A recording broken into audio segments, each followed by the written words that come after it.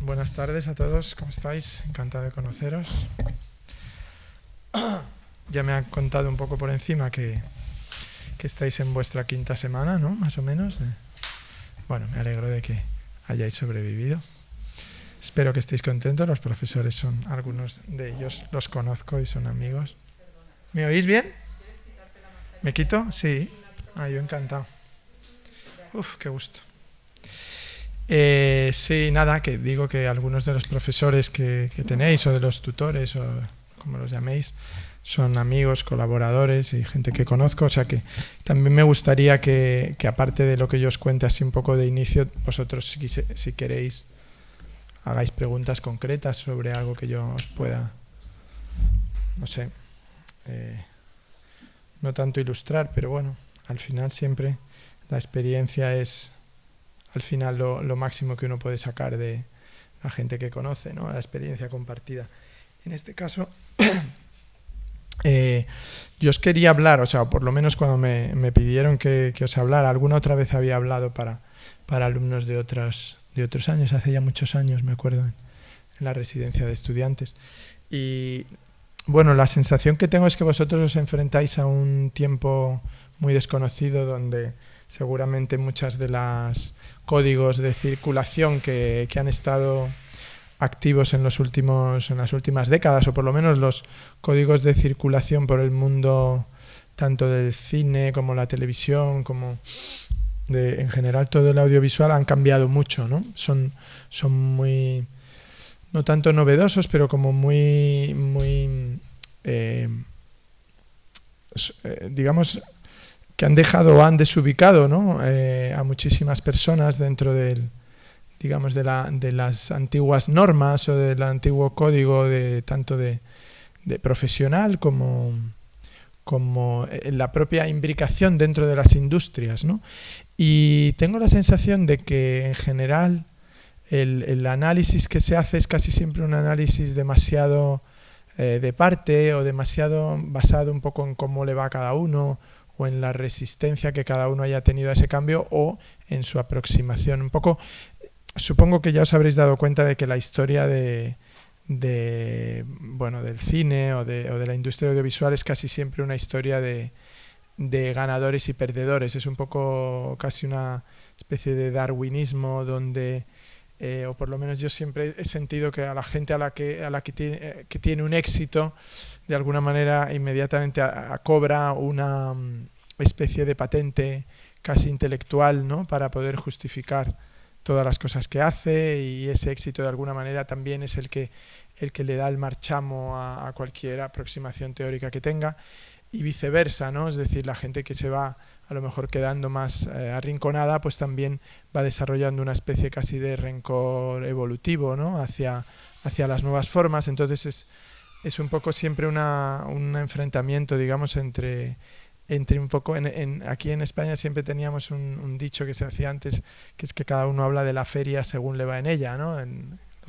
Volvían los ganaderos de la feria del ganado y entonces decían, ha ido fatal, está todo fatal, o ha ido muy bien, está todo muy bien. Entonces me imagino que a lo largo no solo de este curso, sino de vuestra propia experiencia con vuestros estudios anteriores, con la gente que habéis hablado, con vuestra propia experiencia profesional, os habréis dado cuenta de que no se trata tanto de encontrar una receta o de encontrar un camino, digamos, sino de intentar adecuar vuestras ambiciones a la situación concreta con la que os vais a encontrar, ¿no?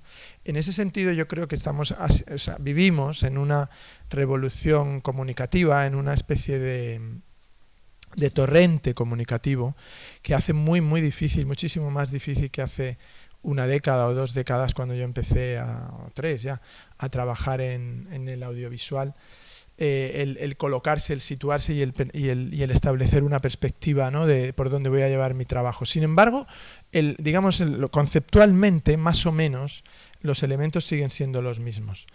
Lo que ocurre, como seguramente habréis oído decir muchas veces, como sucede en las inundaciones, cuando ahora en la temporada de lluvias es muy normal que haya lugares que sufren unas avalanchas de agua, una inundación, un desborde de ríos, de lagunas, etcétera, y siempre curiosamente lo primero que falta es el agua potable, es decir, la gente está inundada, sus casas están llenas de agua y si le preguntaras qué necesita, te contestarían agua potable, ¿no? Pues un poco tengo la sensación de que en el mundo nuestro audiovisual y comunicativo falta comunicación, pese a la hipercomunicación, pese a la sensación de que estamos conectados a diario, de que tenemos o nos dicen que vivimos en el mejor de los mundos posibles, puesto que tenemos acceso o tienen acceso a nosotros y nosotros tenemos acceso a una conversación global o a un mercado global o a una puesta en común de cualquier material globalmente. Sin embargo, la realidad no es esa. La realidad es que existe, yo creo, una situación bastante más compleja y más caótica de lo que parece, y sobre todo cómo se está adecuando un poco la industria del audiovisual para mí es muy similar la industria de la comunicación en general. Todas las comunicaciones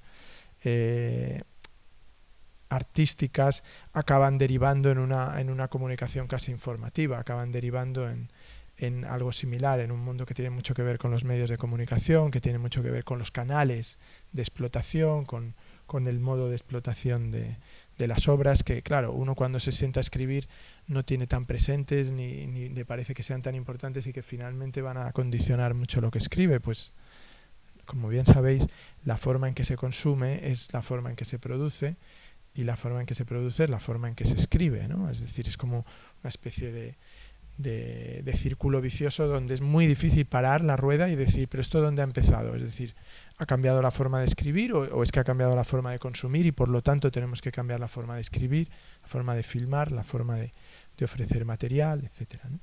Siempre se ha adecuado a las necesidades industriales todo nuestro deseo de contar, ¿no? Y por lo tanto, lo que no podemos tampoco es plantear una batalla perdida, ¿no? Sino que de lo que se trata, de nuevo, es de encontrar qué quiero hacer, ¿no? Qué quiero contar y cómo lo puedo contar y puedo llegar a la gente en el tiempo que me ha tocado. Me parece que siempre se le atribuye a Einstein, pero me parece que era John Wheeler el que dijo aquello de, en realidad el tiempo se inventó para que no sucedieran todas las cosas a la vez. Y siempre me ha parecido una definición perfecta de nuestro oficio. Es decir, cuando yo empezaba, encontraba que había unos directores de cine, sobre todo, que quizá tenían una fuerte personalidad o a lo mejor una vanidad más potente que la mía, que pensaban que cuando ellos estrenaban una película el mundo se debía parar, ¿no? Echar el freno, suspenderse y ellos mostrar su película, ¿no? Entonces, una vez admirada y saboreada por todo el mundo volvía a ponerse en marcha hasta que él volviera a hacer otra y se volvía a parar el mundo para que él la exhibiera. La realidad, ya me di cuenta, aquí en España las películas se estrenan los viernes tradicionalmente. Ya me di cuenta el primer viernes que estrené que no solo el mundo no se paraba, sino que no se enteraban ni tus compañeros de clase, ¿no? De que habías estrenado una película.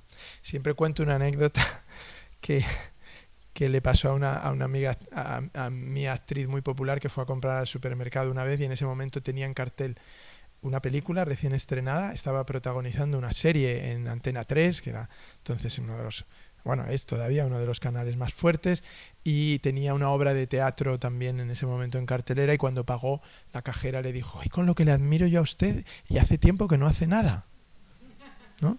Pues esta sensación, digamos, es muy común, es decir, que tú vas haciendo y hay muchísimas personas que no se enteran de nada. Entonces, vuelves a plantearte la era de la hipercomunicación, no es para ti, obviamente. La era de la hipercomunicación es para Rosalía, o para Beyoncé, o para algún vídeo que ha colgado alguien muy emotivo y que de pronto es muy fuerte, o para una serie que de pronto ha salido con muchísimo apoyo mediático y tal, y tiene una presencia. Pero ¿dónde nos imbricamos nosotros en eso? Es decir, ¿dónde nos subimos a esa bicicleta, ¿no?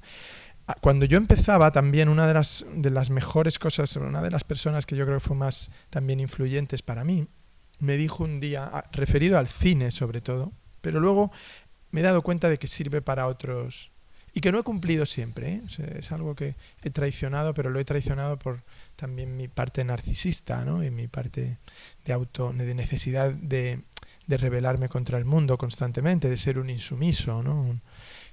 Pero una cosa que me dijo me parece que tiene mucha razón y que es muy válida para usarlo. Me dijo, mira, si algo tiene de bueno la industria del cine es que cuando ganas dinero, a la vez lo gana mucha gente contigo. Es un oficio en el que yo creo que hay que entenderlo así. Hay que entender el oficio como una especie de... Os habrán hablado mucho digamos, del espíritu colaborativo.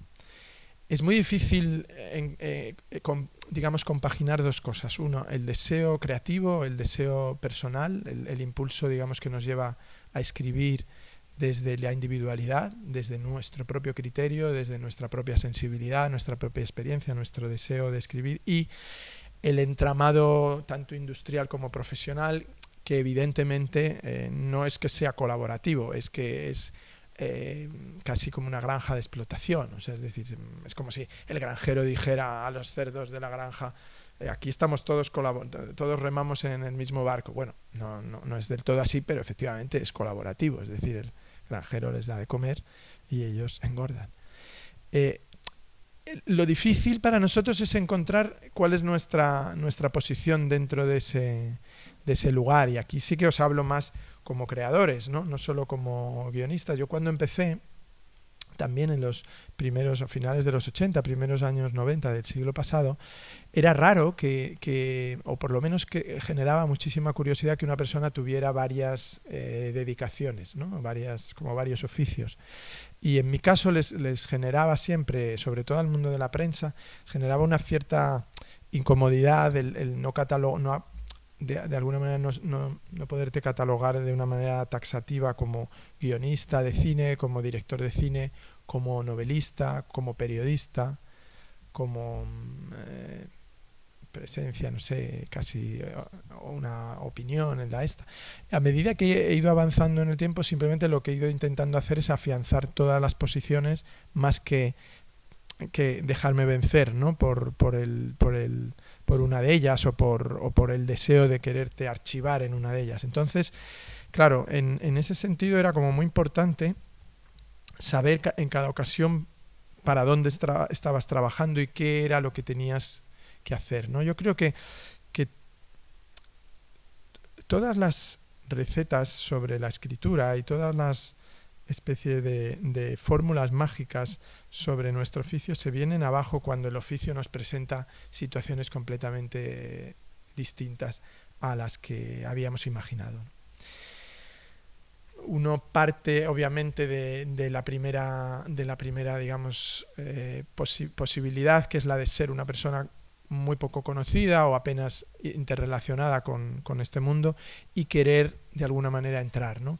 Es probablemente el único momento en el que se va a producir casi una digamos como una oportunidad iniciática, ¿no? Que es la de tener una idea, pensar en cómo exponerla, cómo contarla, pero casi siempre esa primera experiencia va a ser fallida y a lo que te va a llevar o a lo que te va a conducir es a que alguien lea lo que has hecho y le parezca interesante que trabajes en otra cosa que él está pensando hacer, ¿no? Es muy raro que lo tuyo se convierta ya inmediatamente en el proyecto, en el motor. Entonces, de pronto, sin haberlo calculado, te encuentras colaborando con alguien y te encuentras de nuevo en ese proceso colaborativo con personas que tienen intereses diferentes a los tuyos o personas que tienen incluso posicionamientos creativos diferentes a los tuyos. Pero yo creo que todas esas colaboraciones son enriquecedoras y que hay un tiempo para desarrollarlas, para hacerlas, para aprenderlas. La profesión, no sé, de los que estáis aquí ahora mismo, cuántos vuestra vocación es la de guionista de cine. Me da la sensación que ahora ni siquiera el cine es como una opción, ¿cómo os diría?, exclusiva, ¿no? Es decir, ahora es mucho más natural que alguien diga, lo mismo haría una película que haría una serie de televisión, o lo mismo haría una película, una serie de televisión que un podcast radiofónico, o una serie de reportajes para un programa documental, ¿no? cosa que tuviera más que ver con la no ficción que con la ficción, y sin embargo vamos a estar usando los mismos elementos que hayamos adquirido en el inicio, digamos, de nuestro dominio. Entonces, por eso os digo que casi, digamos, la situación ideal para nosotros es tener recursos, ¿no? Tener recursos para trabajar en cualquier formato, tener recursos para trabajar en cualquier medio. Y esos recursos, no, yo creo que ahí es donde se produce la gran confusión. Creo que tienen que ver con la comunicación. Cuando yo empecé a escribir, que era muy niño y tuve como el azar de que me escolarizaran muy tarde porque era el pequeño de muchos hermanos y hubo una serie de accidentes que hicieron que mis padres no se dieran cuenta de que no me habían escolarizado, un poco como como Solo en casa, un poco, ¿no? Yo siempre cuando vi esa película me acuerdo que pensé, pues es muy autobiográfica, o sea, porque sí, a mí alguna vez me pasó, ¿no? Que estaban todos cruzando la calle y te despistas y como eras el pequeño ya te has quedado en la acera de enfrente y siguen andando.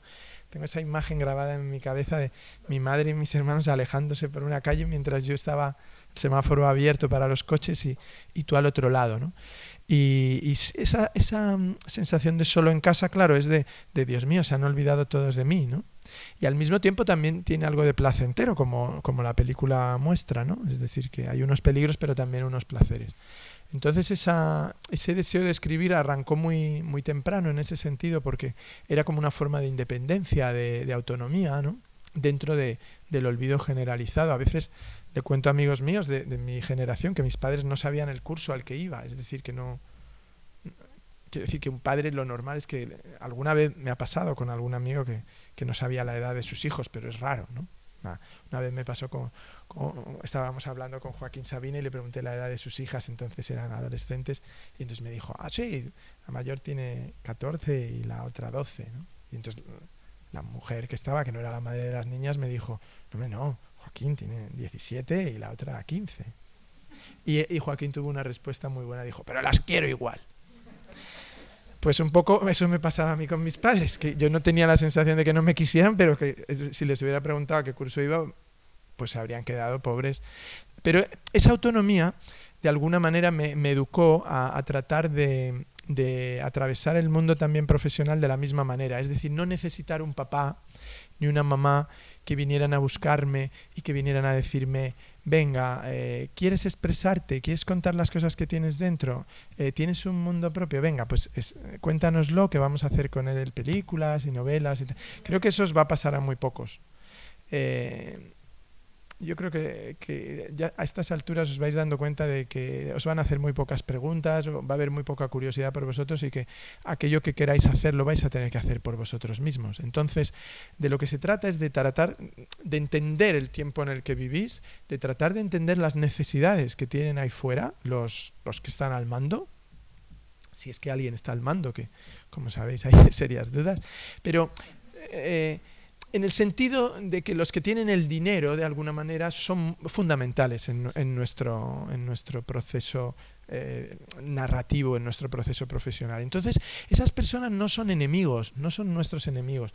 Van a usar siempre como enemigo al público para tratar de someternos, ¿no? Es decir, el público va a ser la coartada siempre. Yo no conozco a nadie, ni siquiera al ejecutivo más prepotente de una cadena o de una plataforma ahora, yo qué sé, el director general de Netflix en España, no creo que ni siquiera esa persona sea capaz de decir, quiero hacer esto porque me sale a mí de las narices. Siempre va a decir, oye, David, está muy bien esto que me propones, pero es que ahora la gente quiere un producto ya, un adult de fantasía.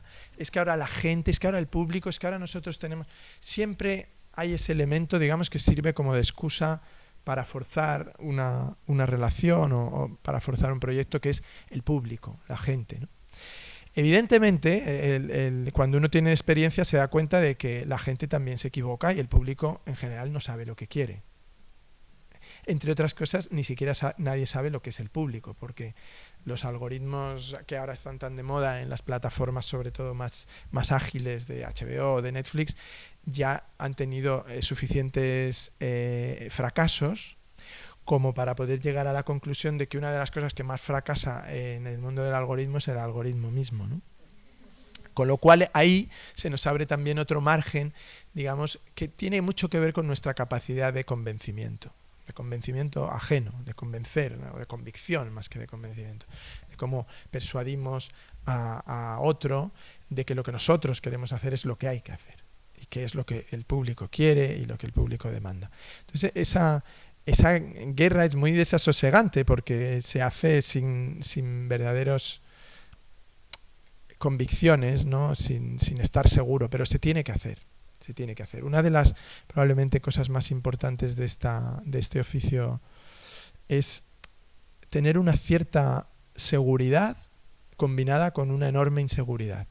Es decir, estar dispuesto a equivocarse y estar dispuesto a rectificar también, pero estar dispuesto a sostener tu opinión en tiempos donde nadie te la da y estar dispuesto a también cambiarla en función de lo que consideras más inteligente o de lo que consideras más vital. Entonces la convivencia constante entre ese deseo de lo que nosotros, si es que tenemos algún deseo de hacer algo, porque también a esta profesión se adhiere mucha gente sin demasiada idea, ni sin demasiado, y que lo que quieren es, bueno, tener un oficio que es interesante, ¿no? Es agradable, y poder hacer cosas, pero yo siempre he pensado que tiene que haber también un elemento de expresión, ¿no? De expresión personal, de análisis de la propia tiempo que te ha tocado vivir. O sea, cuando a uno, pasados unos años, lo que más valoras de un cineasta, lo que más valoras de un escritor o de un guionista es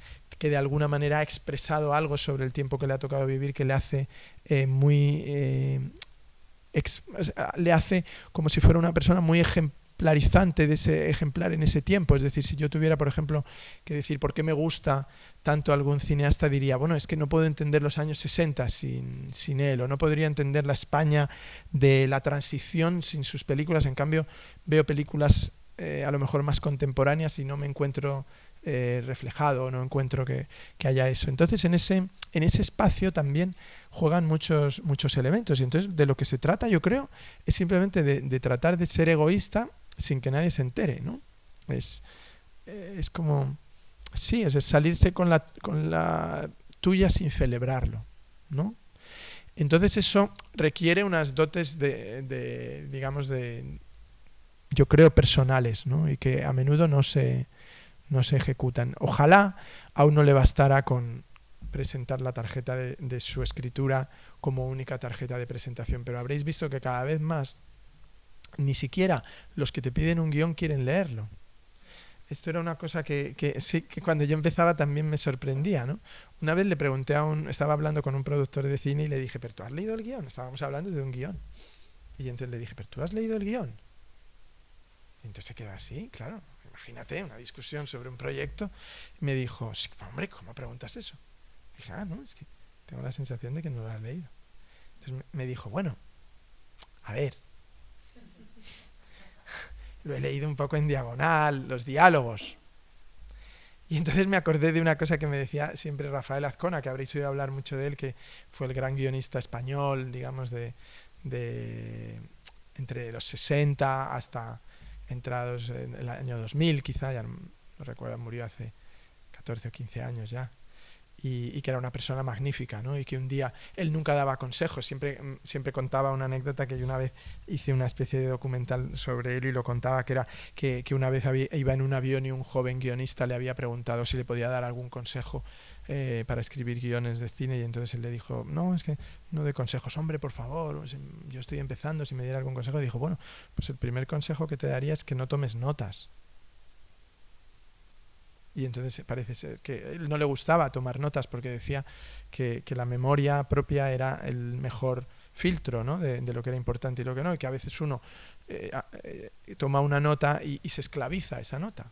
Es decir, uno decide, esto pasa mucho, lo habréis visto con gente que está empeñado en meter una cita, ¿no? Y la meten aunque no venga a cuento, ¿no? Y tú de pronto estás ahí, te está dejando una novia, pero quiere meter una cita de Oscar Wilde, la quiere meter, y hasta que no la mete, ¿no? O el novio, no se queda a gusto. Y es un poco como esos discursos, ¿no? Del Parlamento donde ves que están esperando a... Pues la nota también acaba por ser a veces una especie de esclavitud, ¿no? Donde tú anotaste un día que el profesor un día le dice a su alumna favorita tal. Y lo tienes ahí anotado y es como que el guión va desarrollándose o la historia se va desarrollando y hay un momento, sí, que no se me olvide que le dices, qué horror, ¿no? O sea, es decir, olvídate que la historia crezca libre y de lo que no te acuerdes, no te preocupes, que es que no valía. Entonces le dio este consejo de, mira, el único consejo que te puedo dar es que no tomes notas, y parece ser que el guionista sacó una libreta y no tomar notas, o sea que se dio cuenta que los consejos no servían para nada. Pero otro que me dio y que me sirvió, digamos, después de esa conversación con aquel productor, me dijo, mira, lo mejor que le puede pasar a un guión es que leyendo los diálogos no se entienda. Y de alguna manera, en el fondo estaba diciendo más cosas de las que quería decir. O sea, lo que estaba queriendo decir era que fuera necesario rodar la película para entenderse, ¿no? O que fuera necesario, en ese sentido, escuchar a la película completa que te están contando para entenderse, ¿no? Porque a menudo es verdad que uno está leyendo un guión y dice y está todo tan dicho y tan contado que casi no dan ganas ni de hacer la película, ¿no? Porque ya de alguna manera está hecho. Siempre hay que pensar que si estamos trabajando en una profesión colaborativa tenemos que dejar un espacio para que esa colaboración crezca, ¿no? Una de las cosas que aprendí cuando trabajaba para directores como guionista, cosa que ahora hago muy poco, pero de vez en cuando la intento volver a hacer porque realmente es de las cosas que más he disfrutado, era tratar de entender lo que les gustaba rodar y lo que no les gustaba rodar. Hay directores que tienen muy claras algunas cosas, hay directores que no las tienen tan claras, hay directores muy narrativos, directores más como sensibles, más a una sensibilidad. Entonces no puedes escribir igual para uno que para otro, tienes que tratar de entenderles, de colocarte en una posición de entender que estás trabajando no solo para ti, sino que estás trabajando para que eso llegue a buen puerto, ¿no? Y me di cuenta también que otra de las cosas ideales en la vida era que la gente creyera que las mejores ideas que tú habías tenido las habían tenido ellos. Esto es una cosa que os parecerá un poco como cínica y tal, pero muchas veces uno se entabla una discusión con un director y es una discusión, o con un productor y es una discusión de egos, es una discusión de vanidades. Si de verdad quieres ganar la discusión, lo que tienes es que conseguir que él crea que ha tenido la idea que tú le diste hace unas semanas o esa misma tarde, porque la memoria es muy caprichosa. Entonces, para conseguir eso es una maniobra casi siempre de seducción, es una maniobra, de nuevo, de carácter, de forma en que presentas las cosas. Yo no estoy en contra de que haya que establecer una especie de guerra entre los departamentos de una película. Creo que la mejor batalla es establecer una norma, digamos, de casi a modo de escalera, ¿no? Es decir, que uno te ayuda a subir al siguiente escalón y tú le ayudas a subir al siguiente. Cuando estudié en Estados Unidos, una de las mejores enseñanzas que tuve nos la daba un profesor que en realidad era el tutor de la production designer, ¿no? De lo que sería la dirección de... Sí, bueno, la decoración, por llamarlo como se llamaba antes, ¿no? Los decorados, la construcción de decorados, el diseño un poco de la película. Y era un viejo decorador que había trabajado mucho para Hitchcock y que había hecho muchas películas con Hitchcock, se llamaba Dick Silver, y un día nos estaba contando, había un grupo pequeño, nos contaba cómo trabajaban en la Universal con Hitchcock, ¿no? Y entonces nos dijo, mira, yo un día recuerdo exactamente el día, estaba sentado en un despacho haciendo los planos de una película que en ese momento iba a empezar a rodar Hitchcock, pero en otro despacho de esa misma, ellos tenían como un ala de Universal que les cedían unas oficinas. En otro despacho estaba Hitchcock reunido con el guionista de la que iba a ser la siguiente película que iba a hacer, que todavía estaban en larva, empezando a hacer, que era Ernest Lehman, y estaban escribiendo lo que luego fue North by Northwest, con La muerte en los talones. Y contaba Dick Silver que de pronto se abrió la puerta y entraron Hitchcock y el guionista, se asomaron y les hicieron solo una pregunta. Oye, ¿alguno de vosotros habéis estado alguna vez en el monte Rushmore? ¿Sabéis el monte? Y con las caras de los 4 presidentes. Y entonces uno de ellos dijo, sí, yo estuve una vez visitándolo, de joven. Y entonces Hitchcock dijo, pero ¿se puede escalar? Y entonces, ¿qué quieres decir? Dice, sí, o sea, ¿puede una persona sostenerse por el Monte Rushmore? O sea, ¿se puede escalar?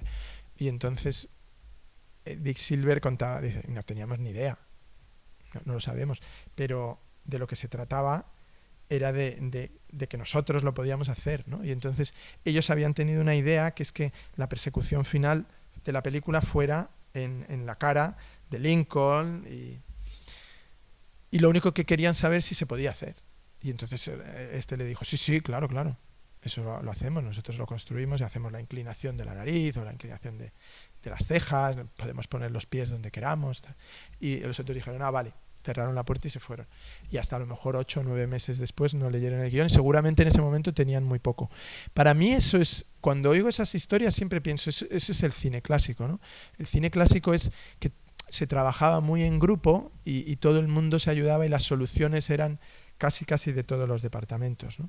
Entonces esto ahora no pasa tanto porque los procesos son más pautados y todo el mundo trabaja más aislado, pero quizá es bueno tenerlo, y por eso es bueno tener como esas relaciones grandes en el mundo del cine y tener siempre amigos. Una cosa, por ejemplo, muy importante para los guionistas es conocer gente de otros departamentos, no solo de dirección o de guión, sino conocer gente de vestuario, actores, no sé qué, porque de alguna manera te van a resolver muchas preguntas y también te van a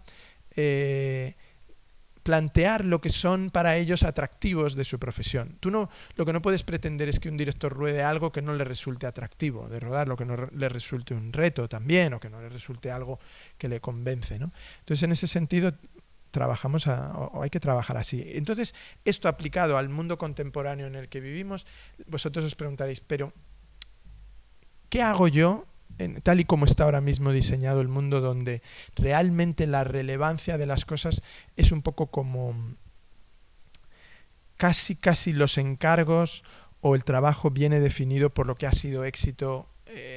Antes se decía la temporada pasada, ahora casi el mes anterior, porque ahora yo estoy trabajando, por ejemplo, en un proyecto de una serie, ¿no?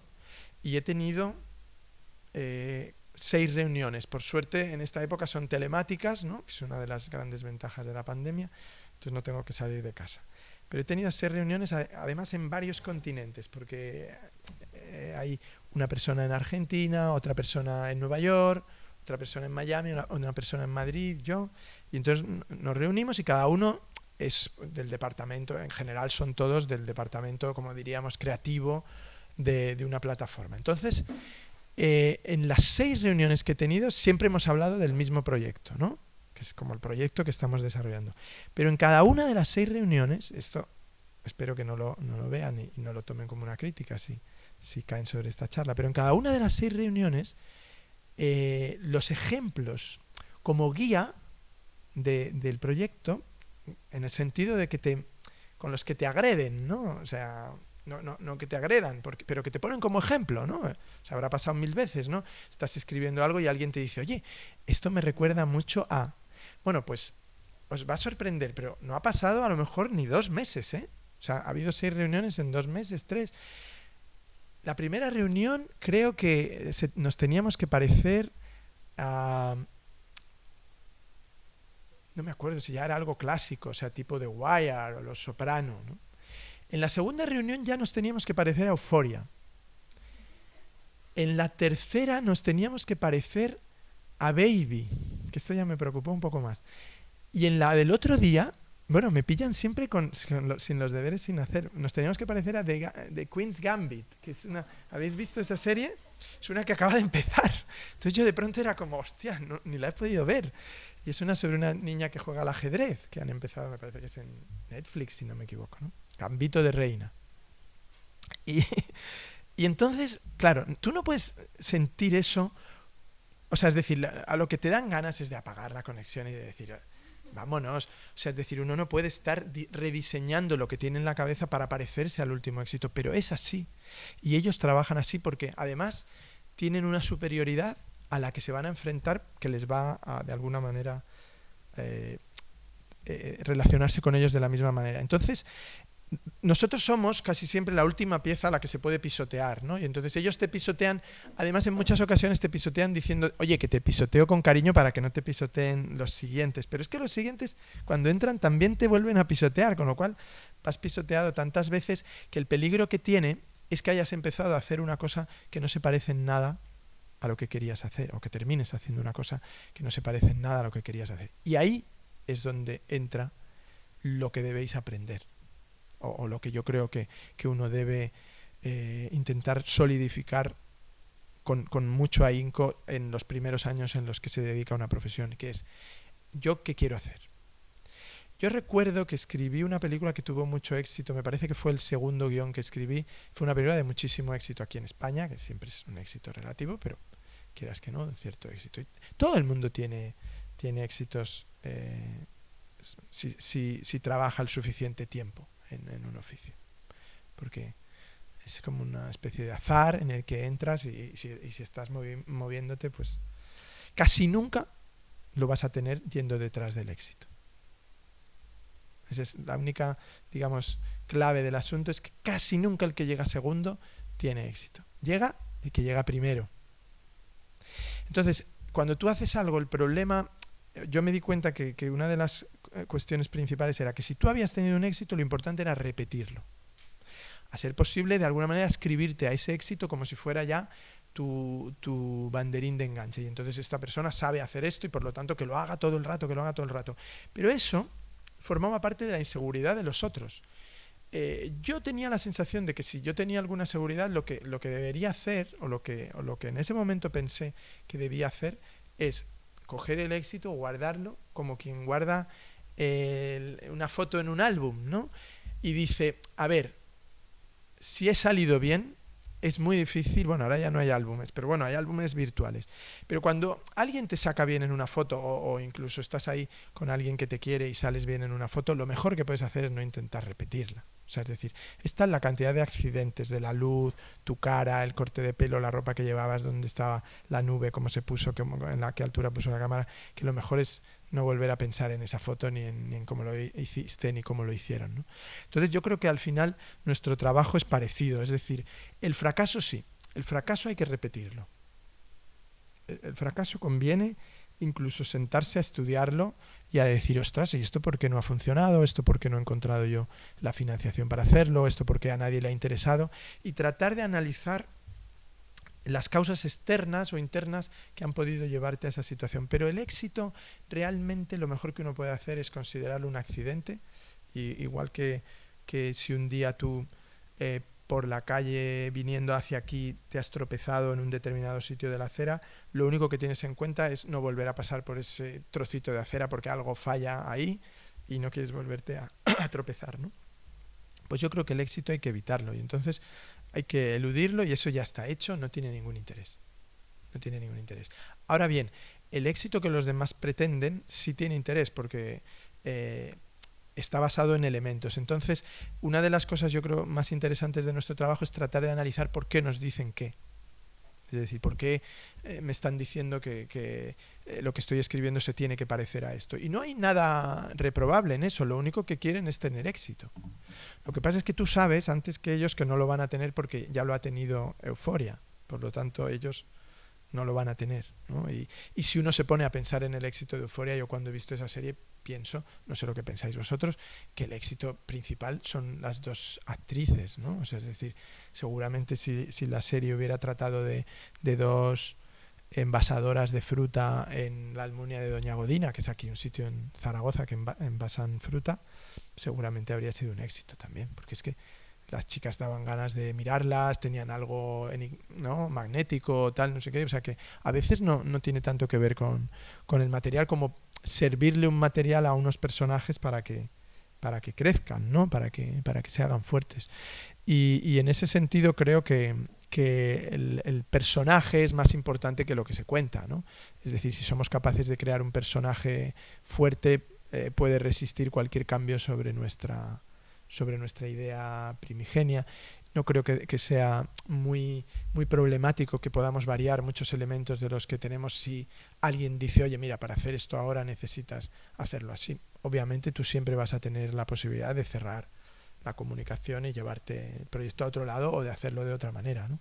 Pero eso ya depende de vosotros. Pero lo que sí va a estar siempre presente es el pulso, ¿no? Entonces, en el pulso, y ya lo digo para acabar y que abramos si os parece, que hagáis preguntas más concretas. Creo que es muy importante que sepáis que siempre vais a estar en un pulso, que el mundo en el que estamos viviendo ahora, donde aparentemente es muy fácil el acceso, es el acceso más difícil que yo he visto nunca. Yo creo que están las puertas abiertas, pero hay tantas puertas que muchas no llevan a ningún sitio. Entonces, es casi igual que si hubiera solo dos y fuera muy difícil entrar por ellas, ¿no? Pues es lo mismo, o sea, es decir, requiere el mismo esfuerzo, ¿no? ¿Cómo vamos cómo vamos a solventar ese problema? Yo creo que teniendo muy claro qué queremos hacer, qué es lo que queremos hacer con nuestra vida, qué es lo que queremos hacer con nuestra carrera profesional, ¿no? Que en general va muy unida también a nuestra vida. ¿Cómo queremos vivir? ¿Qué tipo de acercamiento vamos a tener a nuestra profesión? ¿Qué tipo de relación vamos a tener con los compañeros de profesión? Y que si ahora tenéis 25, 26 años o menos, ¿cómo os visualizáis al doble de esa edad? Es decir, ¿en dónde os gustaría veros? No digo que vayáis a conseguir por visualizar estar allí, pero tener una especie de claro sentido de dónde queréis que os lleven vuestros pasos, simplemente para no caminar en direcciones que no os lleven hacia donde queréis. Pero eso no significa ser intransigente, significa participar del pulso. Yo creo que cuando una persona te reta desde la dirección de un canal o desde la dirección de una película, te reta como escritor, te reta como colaborador, no lo hace para humillarte ni para pisotearte, sino que lo hace para tratar de sacar lo mejor que llevas dentro. Entonces, lo que tenemos que aportar a ese pulso es la mayor fortaleza posible, porque si no el pulso es desigual o no tiene ningún interés. Nadie quiere echar un pulso con una persona a la que vence o que va a empujar en la misma dirección que empuja él. Si quieres echar un pulso es porque cada uno tiene una visión. Entonces yo siempre lo que os diría es que tratéis de reafirmar mucho vuestra personalidad en el periodo inicial.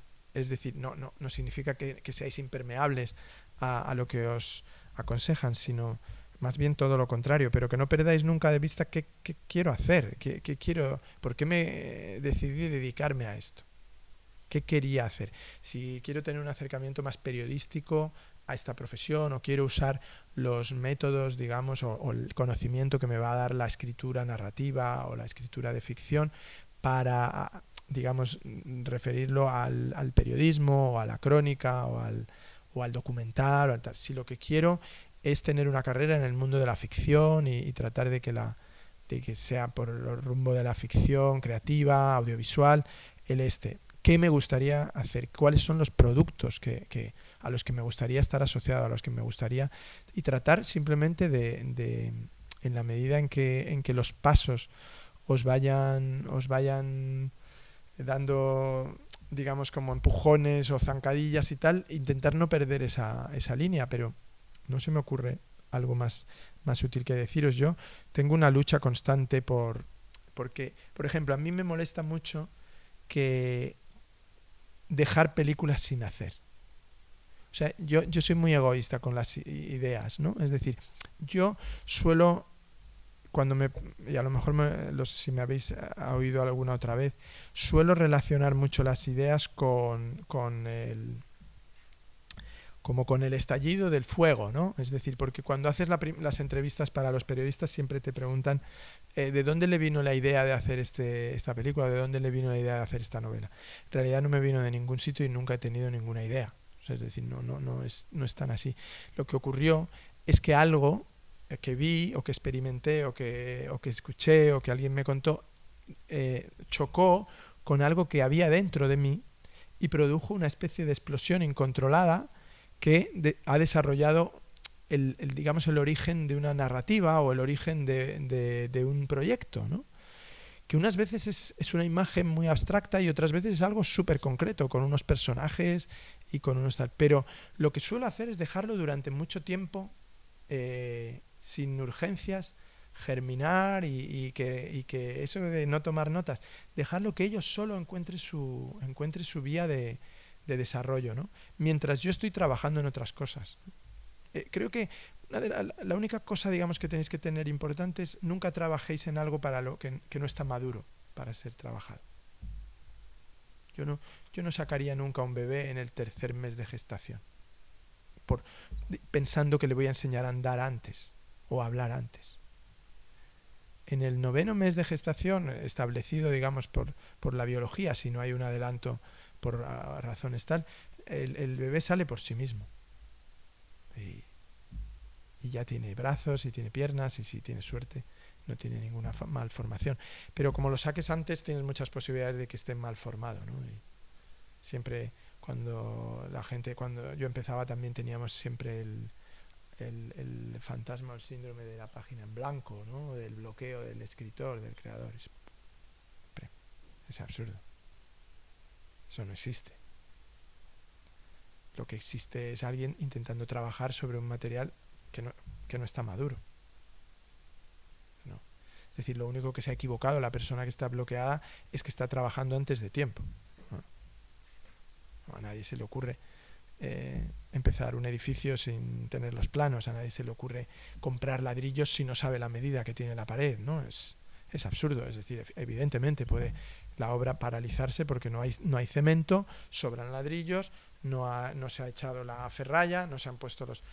la escritura es exactamente igual, es decir, si equivocas los pasos, entonces lo único es dejad que las historias germinen, no seáis impacientes, dejad que las historias os hablen a vosotros, no les habléis vosotros a ellas, escuchad más que impongáis, ¿no? Y bueno, y todo llega a un momento en el que de maduro se cae. Y es muy fácil el proceso. Yo creo que en general casi siempre la mayor pérdida de tiempo es haberte adelantado. O sea, no sé, lo mejor que uno puede hacer a veces en favor del trabajo que está haciendo es abrir una novela y ponerse a leer, o irse a dar un paseo, irse al cine, o ir a charlar con un amigo, ¿no? Y en cambio hay un momento en el que hay una necesidad casi física por estar escribiendo, por estar desarrollando, y ese es el sitio al que debéis llegar, ¿no? No sé, ¿queréis hacer preguntas así más? Es que como veis, estos, digamos que para mí este oficio, estas condicionantes son inacabables. Me dedico a ellos y todos los días aprendo cosas y todos los días me pregunto ¿y cómo lo haré? De hecho, yo soy un novato. O sea, ahora cuando trabajo en formatos o con gente con los que yo no he trabajado antes o en proyectos que no... Tengo la sensación de que no sirve de mucho la experiencia, ¿no? No sirve de mucho lo que hayas hecho antes. O sea, ni siquiera alguna vez te preguntan por la trayectoria o por los premios o esas cosas y siempre piensas, Dios mío, qué vergüenza, ¿no? Como si la trayectoria fuera algo que estuviera a tu lado cuando empiezas a escribir una cosa o cuando estás todo el rato empezando de cero, todo el rato en el fracaso, digamos, todo el rato en el Dios mío, ¿qué voy a hacer con esto? Entonces o sea, no os podría dar más información que la que vosotros tenéis. Simplemente a lo mejor pues haberme parado a pensar un poco sobre cómo me han ido llevando las cosas, pero ya os digo, si ahora mismo estuviera colaborando con alguno de vosotros en un proyecto, seguramente tendría más preguntas que haceros que certezas que comunicaros, ¿no? Y no me parece mal que sea así, ¿eh? Es que el momento en el que te las sabes todas o crees que tal... Entonces también una de las cosas que me gusta, sí que es verdad que me pongo como retos profesionales, ¿no? Que a veces me llevan a disparates, ¿no? A hacer cosas disparatadas. Varias veces amigos míos de la profesión me han dicho, ¿pero tú eres suicida o qué? Y es una cosa que me perturba mucho cuando me lo dicen, porque claro, uno no se da cuenta de hasta qué punto estás cometiendo suicidios. Hay una canción muy bonita de Franz Zappa, ¿no? Que habla del suicidio social, ¿no? Que es un tipo que está en un bar y quiere seducir a alguien y de pronto sale a bailar a la pista, ¿no? Y comete un suicidio social. Pues ese suicidio muchas veces lo haces también en esta profesión, de pronto saliendo a la luz pública con algo que la gente dice, pero te has vuelto loco, tío, o sea, esto no se lleva, ahora no se hacen las cosas así. Bueno, lo bueno de suicidarse, creo que era John Cale, el músico, ¿no? Que dijo, la única profesión en la que... Esto me parece que hizo una novela que trataba de un músico que se llamaba Tierra de Campos y que contaba eso. Que decía algo así como, me encantan las profesiones artísticas porque si fuera piloto de avión habría matado a mi pasaje muchas veces. En cambio, siendo artista, he podido derribar mi propio avión muchas veces y no he matado a nadie, ¿no? Y creo que eso es algo que tenéis que tenéis claro. O sea, vosotros pilotáis un avión en el que solo vais vosotros, no tengáis miedo a estrellarlo contra los Alpes, porque seguramente de eso sacáis algo y es vuestro el avión y tal. Ahora, si eres el piloto de Iberia o de no sé qué, no te lo puedes permitir y tienes que... Por eso seguramente vuestra profesión es más divertida que la de ellos, pero también vuestro desasosiego y vuestra inestabilidad emocional y personal y profesional va a ser mucho mayor. Entre otras cosas porque, salvo los que se colocan... Porque un guionista siempre tiene una posibilidad que es colocarse de analista de guiones. Que esa es la única posibilidad de cobrar todos los meses por no hacer tu trabajo, ¿no? Pero eso ya todos nos conocemos, ¿no? Eso lo hace cualquiera. Todo el mundo sabe analizar un guión. Lo que no saben es escribirlo. Eso es diferente. Así que vosotros sois dueños del avión y por lo tanto el avión es vuestro. A ver, ¿quién queréis hacer alguna pregunta? Que seguro que orientáis mejor. Venga, dime. Bueno, yo ahora que en el documento este que nos dieron Sí, presentando esta masterclass, sí, decía que el título era hipercomunicación. sí. Entonces, mi pregunta es como tú que pues leyendo también tu currículum y eso que también nos mandaron, pues se ve que, o sea, tienes como muchas novelas y muchos guiones, ¿no? Y yo creo que para lograr algo así hace falta muchísima concentración, ¿no? Muchas horas en soledad. Entonces, en estos tiempos de hipercomunicación y a mí, yo me ha pasado que me cuesta mucho trabajo concentrarme y pues la procrastinación está a la orden del día, ¿no? Es como una batalla con la que lucho diariamente. Entonces, tú como escritor, me imagino que te has enfrentado con esto. ¿Cuál sería como tu tip o tus tips para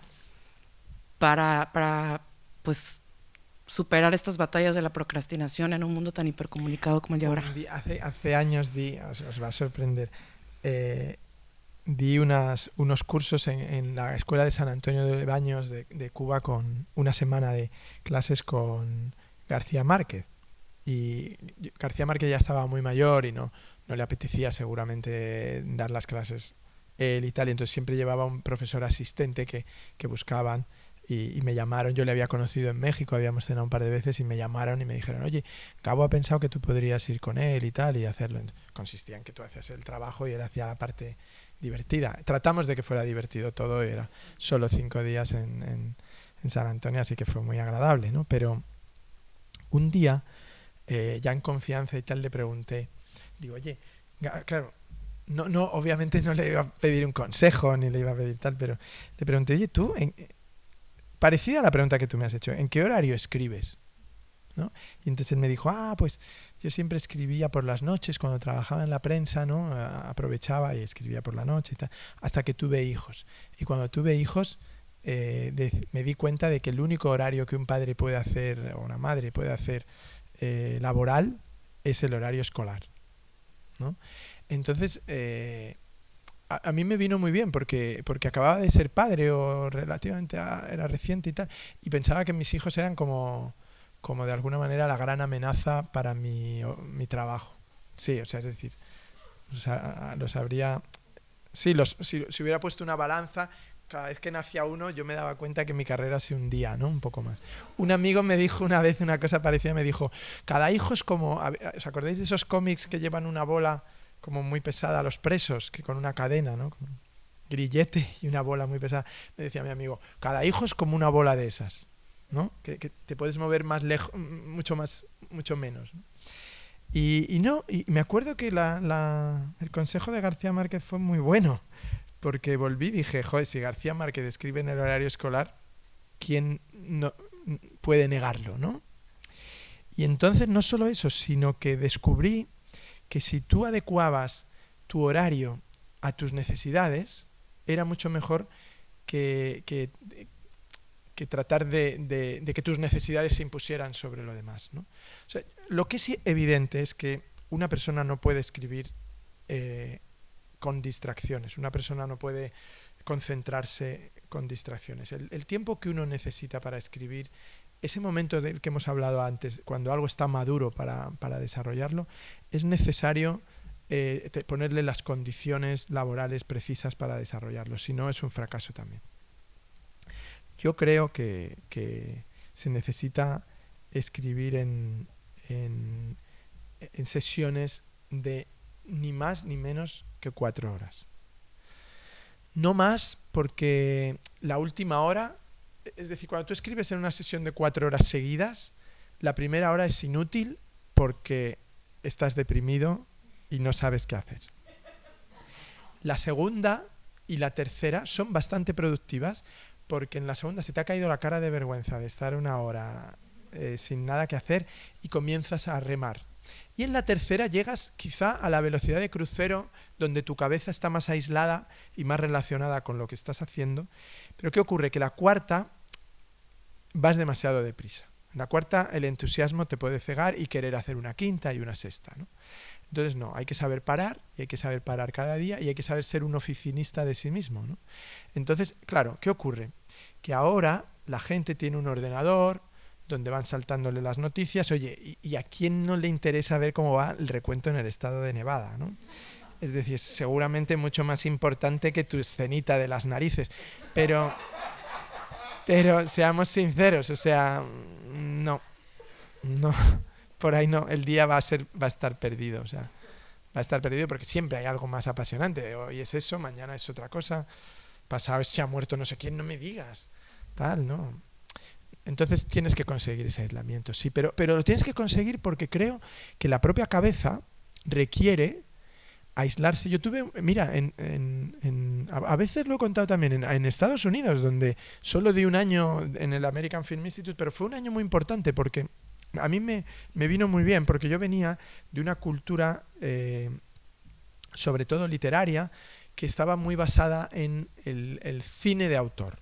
Es decir, cuando yo llegué a Estados Unidos con 22 años a estudiar allí 1 año, yo ya había hecho una película aquí de guionista tal, y mis, digamos, ídolos eran siempre personajes del cine de autor. Podrían ser Ingmar Bergman, François Truffaut, Eric Rohmer, los que pudierais pensar en aquellos años, ¿no? Y entonces llegué a Estados Unidos, donde, primero, mis compañeros de clase ignoraban la existencia de estas personas. Ignoraban, ¿eh? O sea, es decir, no es que dijeran, no, a mí me gusta más Godard que Rohmer. No. Es que no sabían quién era Godard, ni sabían quién era Rohmer, y además vivían muy felices sin tener ellos una sensación de que se estaban perdiendo algo, ¿no? Y además el cine empezaba más o menos en Tiburón, en el año 75, 76 y tal. Y la historia del cine, ¿eh? Y yo dije, hostias, pensé, mi primer ramalazo fue de narcisismo, claro, de decir, estos son idiotas, yo soy listo. Hasta que me di cuenta que ellos tenían la gran virtud, ¿no?, de que eran como adanistas, es decir, casi el mundo empezaba con ellos. Y bueno, a ver, no era ni una virtud ni un defecto, pero les daba alas, o sea, no tenían el peso, digamos, de una tradición o el peso de tal. Y a la vez tenían un acercamiento al mundo del cine desde la gran industria de Hollywood, ¿no?, que era, si esto no triunfa, ¿no?, si esto no tiene éxito, hemos fracasado. Y yo venía de una cultura donde había siempre un consuelo en el fracaso, que era casi, si algo tenía éxito, había que avergonzarse de ello, ¿no? Cosa que también es sana, ¿eh? Entonces, a mí me vino muy bien componer, digamos, con las dos, tratar de componer un lugar en el que estar, ¿no? Pero una de las cosas que siempre pensé es que sin trabajo y sin sacrificio y sin concentración no podía salir nada. Entonces, realmente vivimos en una sociedad que yo no creo que esté muy informada. Lo que está es distraída. Y la distracción es mala, en nuestro trabajo. Yo creo que hay que concentrarse, hay que tratar de llegar más lejos, pero lo que no hay que hacer nunca es creer que por concentrarte y por tener las ideas claras eres mejor que los de al lado. Es decir, hay que mirar las cosas también en función de lo que está, de dónde quieres llegar, ¿no? Entonces sí, yo creo que tienes que conseguir encontrar 4 horas en tu jornada, si son por la noche porque tienes un trabajo, si son al mediodía, si son lo que sea, intentar hacer lo posible durante la semana para que sean 5 días y descanses los fines de semana, pero a veces, bueno, pues tienes que dedicarle los fines de semana, pero entonces significa que les tienes que dedicar todos los fines de semana, o sea, ya cada uno encuentra, pero lo que no se puede es llegar a despegar si no generas la situación, ¿no? Entonces, con el móvil cerca, con el ordenador cerca, con las distracciones cerca, no se puede hacer. Yo creo que hay que trabajar muy... Y si trabajas en colaboración también, los dos tenéis que estar, o los tres, los que sean, tenéis que estar aislados de los demás y tratar de hacerlo. Es que si no, es muy improductivo todo. Y la otra cosa es que os guste el ser humano. O sea, es decir, es que si no os gusta el ser humano vais hacia la catástrofe, porque es que el ser humano da señales constantemente de ser de ser un horror. No hay más que ver las noticias, ¿no? Es decir, un tío que ha hecho no sé qué, otro que ha hecho no sé cuántos, el otro que dice tal. O sea, la gente es miserable y tal. Pero creo que era Buñuel el que decía, la gente es horrible, pero qué divertidos son, ¿no? O sea, en el fondo, qué imaginativos son, qué soluciones le dan a las cosas, ¿no? Son soluciones que te van a solucionar atolladeros profesionales, ¿no? Es decir, y si no te enamora lo que hace la gente, cómo resuelve la gente sus conflictos. Yo estaba presentando, Mariana estaba también en el último festival de Málaga, ella presentaba una película y yo presentaba otra. Y entonces claro, íbamos todos sin fecha de estreno. El festival se había suspendido, iba a ser en marzo, por la pandemia se suspendió, se celebró a finales de agosto, todo el mundo medio confinado, las salas a medio gas, nadie sabía nada de lo que iba a pasar. Y entonces los actores protagonistas de la película me dijeron, oye David, si nos preguntan cuándo estrenamos, ¿qué decimos? Y entonces yo dije, aprended de Trump. Y entonces se quedaron todos de Trump. Y yo dije, sí, ¿no habéis visto lo que hace Trump? Digo, es genial. Es genial. Que es que cuando tiene dudas sobre algo, lo apoya valorativamente. Cuando está seguro de algo, no. Pero cuando tiene dudas de algo, dice una cosa que es un poco infantil, pero que le funciona mucho, que es, vamos a hacer un muro maravilloso, ¿no? Y va a ser fantástico. Y vamos a hacer una reforma maravillosa de la sanidad norteamericana. Y ni tiene nada, ni tiene ninguna solución, pero es maravilloso. Entonces me decían, ¿y en qué consiste eso? Digo, pues tenéis que decirles que vamos a hacer un estreno maravilloso, que va a ser prodigioso, que vamos a ir por algunas ciudades estrenando y además la vamos a poner en una página web. O sea, era el desastre más absoluto, quiero decir, el fracaso más total y la incertidumbre más rotunda, ¿no? sobre cómo explotar la película. Pero yo les dije, salid de ahí y que parezca que os alegráis de lo que está pasando, ¿no? Aprendamos algo de Trump. Entonces, todas esas cosas de cómo intenta salir de un atolladero un cargo público o cómo ha encubierto un crimen, un tal, todas esas cosas que parecen que no tienen ninguna importancia son definitivas en vuestro propio aprendizaje. Por eso, a lo mejor la expresión enamoraros de la gente os parece un poco como casi católica, ¿no? Es decir, ama a la gente. No es que los ames y los vayas abrazando, pero amas sus resoluciones, sus respuestas a los conflictos, porque todo está inventado, ¿no? Pero siempre hay un atracador nuevo, siempre hay un tipo que ha asesinado a su pareja de una manera distinta, siempre hay un tipo que ha mentido de una manera nueva y original, siempre hay alguien que se ha equivocado de una manera tal, y es entrañable, ¿no? Ver cómo el ser humano es un guionista caótico de una película que no sabe cómo va a avanzar, pero a la que aporta constantemente sus pequeñas soluciones, ¿no? Y la verdad que las mejores cosas de la vida las he encontrado acordándome de, aquel que, ¿no? ¿Te acuerdas el caso aquel de no sé qué? Y siempre te da muchas... Entonces yo creo que tenéis que estar con los ojos y las orejas bien abiertas al mundo, no solo al mediático, sino también al real, ¿no? Porque el mundo mediatizado viene ya muy contaminado por la narrativa. Es decir, claro, la prensa tal intenta darle una lógica a los sucesos. Por eso se hacen tantos biopics ahora, se hacen muchas vidas de gente, porque de lo que se trata es de decirle a la gente que la vida tiene sentido, ¿no? Porque si tú le dices a la gente que la vida no tiene sentido, se ponen muy nerviosos, ¿no? Pero toda persona inteligente sabe que la vida no tiene ningún sentido, ¿no? Es decir, que yo ahora salgo de aquí, me cae un tiesto en la cabeza y se acaba. Y no hay ninguna lógica en eso. Y sin embargo, cuando hacen mi biopic, no sé cómo lo hacen para que el tiesto caiga justo en el clímax y tú digas, coño, es que no podía ser de otra forma, es que se tenía que morir así. O sea, no podía ser que Borges no fuera ciego, vamos, es que tiene que ser ciego, si no tal, o no podía ser que Bob Dylan no hubiera tenido un accidente de moto en el 62, es que si no, no habría hecho nunca tal. Y es como, no, chicos, es que eso no. Pero el biopic da un sentido. Entonces nosotros hacemos eso con la ficción también porque necesitamos darle un sentido. Pero es que lo más increíble es que le den ese sentido a la vida de la gente, ¿no? No tiene ningún sentido, ni explica nada. Que la madre no le quisiera no hizo que los versos de Rimbaud fueran como eran. Pero para su biógrafo sí. Entonces, ¿qué es su biógrafo?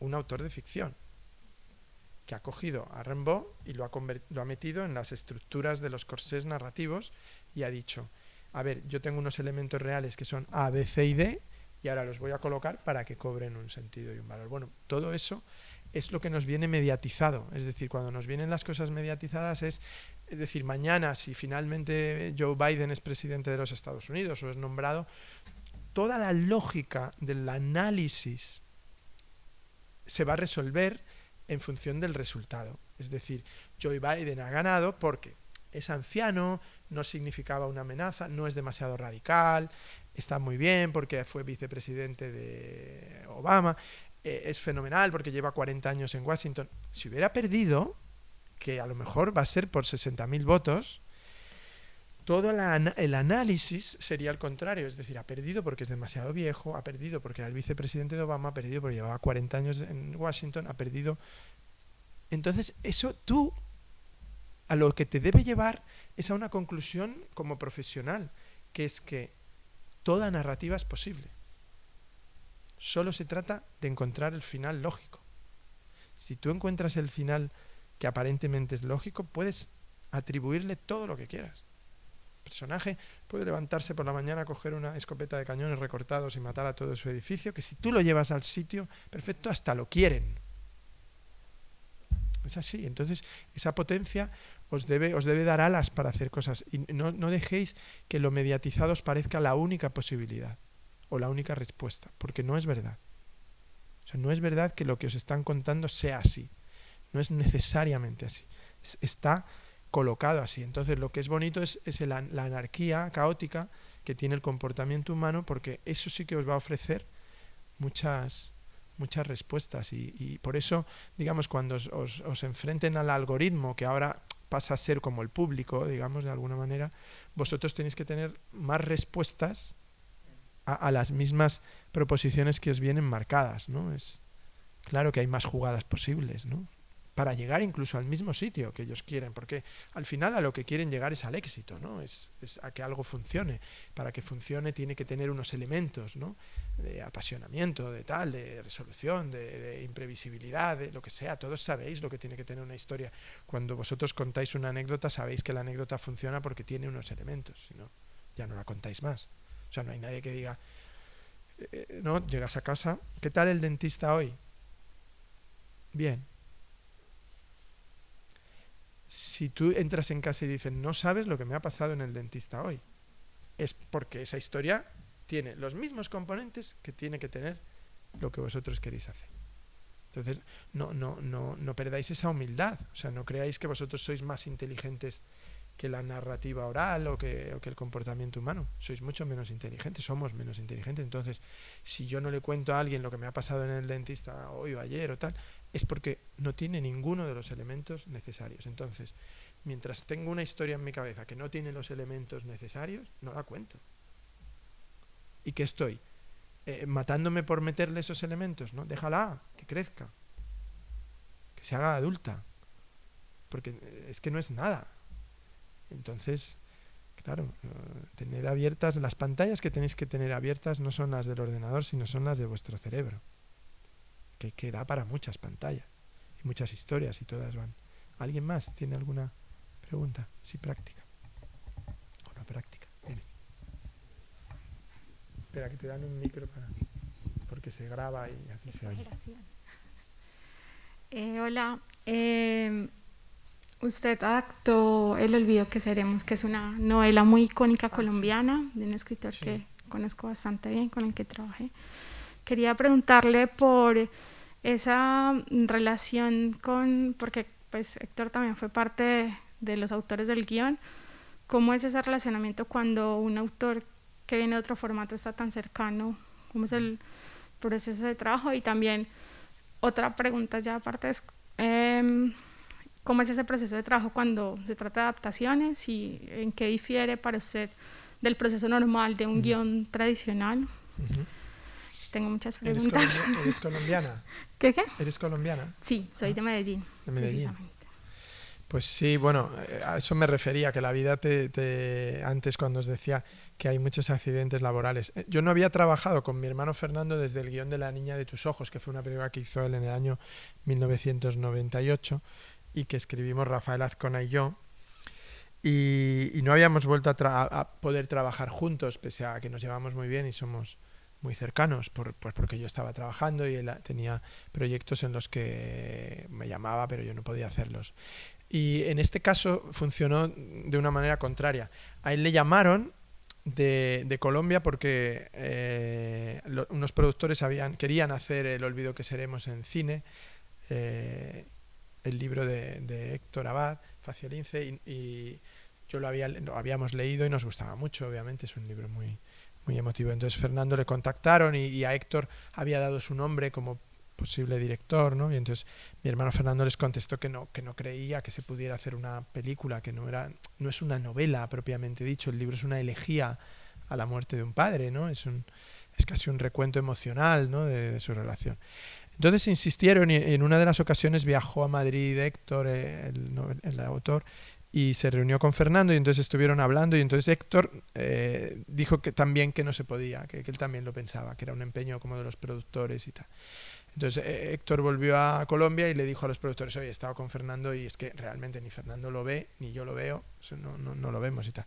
Pero los productores, curiosamente, teniendo dos opiniones tan autorizadas por el asunto, insistieron en que por qué no, que quizá estaban demasiado cerca del material o tal y que no.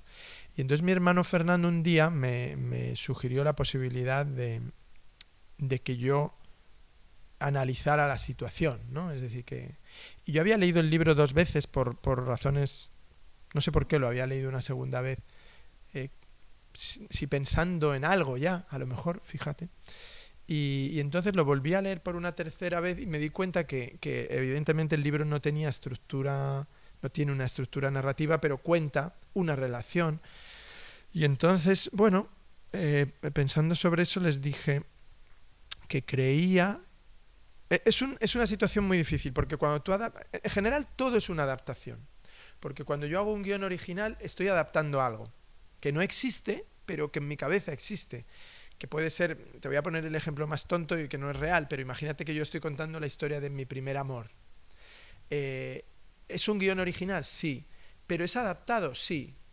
Sí, porque mi primer amor era una chica, por cierto, estupenda, que pasaron unas cosas y que hacía unas cosas determinadas y que seguramente si yo me pongo a contarlas en una película nadie se las creería y entonces las tengo o que transformar o que tratar de darles de nuevo una lógica y no te cuento las que hacía yo. Entonces, bueno, de alguna manera adapto esa historia para que tenga principio, nudo y desenlace. ¿Qué ocurre cuando es un libro ya escrito? Es exactamente igual. Tienes que leerlo y decir, pero ¿qué contiene este libro, no? Y entonces yo me fijé en qué contenía el libro y traté de extraer una especie de línea y sobre todo de decir cómo se podría estructurar. Pero era un libro que tenía una dificultad añadida, que es un libro sobre el que no puedes inventar nada. Es decir, en la mayoría de a nadie le importa, ni siquiera a mi novia de los 14 años le importa demasiado si yo invento una escena con mis padres para contar esa historia de que no sucedió, o una escena con otra chica o con un amigo. Y eso no pasó. No importa, porque queda entre nosotros y tal. Si adapto una novela, tampoco importa demasiado que transforme una escena o que anule un personaje o lo cambie, porque es un elemento de ficción más, y para hacer una película necesitas hacer una película. La novela es una novela. Pero cuando estás trabajando sobre un material de una vida donde lo que se cuentan son hechos reales que sucedieron, lo único que puedes hacer es combinar los hechos reales de manera aleatoria, según tú esto, para concederles una trascendencia narrativa, ¿no? Entonces, yo les dije, bueno, si queréis, yo os puedo hacer una especie de mapa de una película posible, como de 30 o 40 páginas, ¿no? Y entonces me dijeron, sí, nos encantaría que lo hicieras, tal. Lo hice, y ese fue el origen del proyecto. Y a partir de ahí me encargaron hacer ya el guión, y lo hice, y ha sido un trabajo muy bonito, pero también un momento donde se mezclaba con otras cosas que estaba haciendo, y yo pensaba, ¿por qué me estoy metiendo en esto? Cuando es obvio que todas las posibilidades son de catástrofe, porque cuando adaptas un libro que es tan bonito y tan querido para tantísima gente y que ha emocionado a tanta gente y que es casi, te diría, que insuperable para su propio autor, ¿no? Que es casi dramático para el propio Héctor. Claro, sí. Sí, y un día pensé, a ver qué te parece esta... Pensé, porque el personaje del padre es tan maravilloso, ¿no? Héctor Abad Gómez.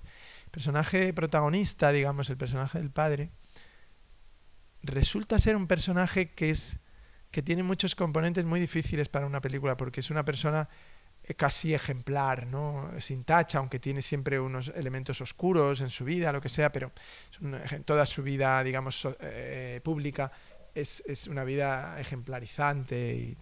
Y entonces yo pensé, Dios mío, ¿y cómo se hace esto? ¿A qué modelo? Y de pronto caí en la cuenta de una cosa que nunca me había dado cuenta, que uno de los libros favoritos de mi vida es la Biblia. Yo iba a un colegio religioso y siempre echaba de menos que leyeran más la Biblia y no las tonterías que nos hacían leer.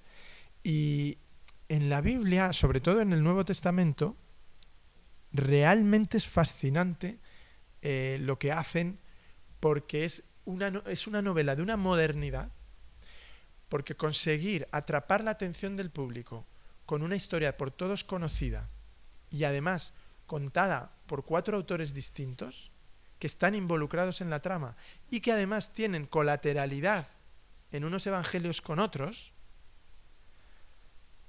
a mí me parece que incluso los más modernos escritores no llegan a inventar una cosa tan buena, ¿no? Es que es una especie de mezcla de géneros, de puntos de vista, de cambios y no cambios, y a la vez de sorpresa constante. Es decir, cómo te cuentan lo mismo. Y simplemente pensé, bueno, imagina que el evangelio, o sea, el olvido que seremos novela es el evangelio de Lucas, y tú tienes que escribir el evangelio de Mateo. Y eso me salvó, porque si no me habría desesperado, porque habría pensado, ¿para qué? Qué inútil. Y esto una vez se lo dije a mi hermano, que es muy ateo, y me dijo, no me gusta esa teoría. Pero a mí me gusta, no sé. Creo que todo el mundo puede rehacer todo, ¿no? O sea, es decir, que todo tiene otra manera de contarse, aunque estés contando lo mismo, ¿no?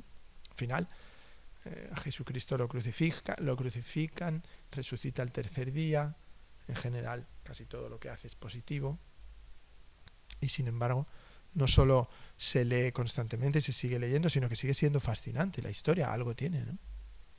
Y la puede contar quien sea. De hecho, ha habido escritores que la han reactualizado, que han intentado hacer como un evangelio, desde Saramago hasta Kazantzakis, hasta mucha gente, ¿no?